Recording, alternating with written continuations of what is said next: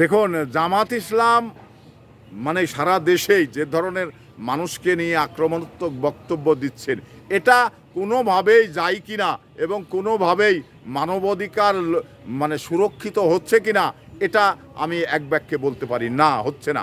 কারণ তারা মানবাধিকার লঙ্ঘন করেই যে সমস্ত আক্রমণাত্মক বক্তব্য দিচ্ছেন, ব্যক্তিকেন্দ্রিক আক্রমণ করছেন, তো এটা তো কোনোভাবেই আক্রমণ করা যায় না। তো এই জন্যে জামাত নিজের অপরাধটা দেখতে পান না, কারণ অন্যের অপরাধটা নিয়ে তারা ঘাঁটাঘাঁটি করেন। তো এটা হলো একটি জামাতের দোষ। আর এই দোষের কারণে মানে জামাতকে মানুষ পছন্দ করে না। কারণ অন্যের দোষ ধরার আগে, অন্যের দোষ খোঁজার আগে নিজের দোষটি দেখুন।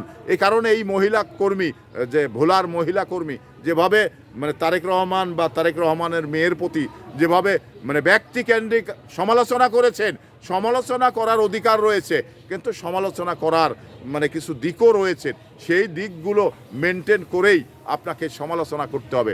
তার বাইরে আপনি সমালোচনা করতে পারবেন না, এটা আইন লঙ্ঘন হবে।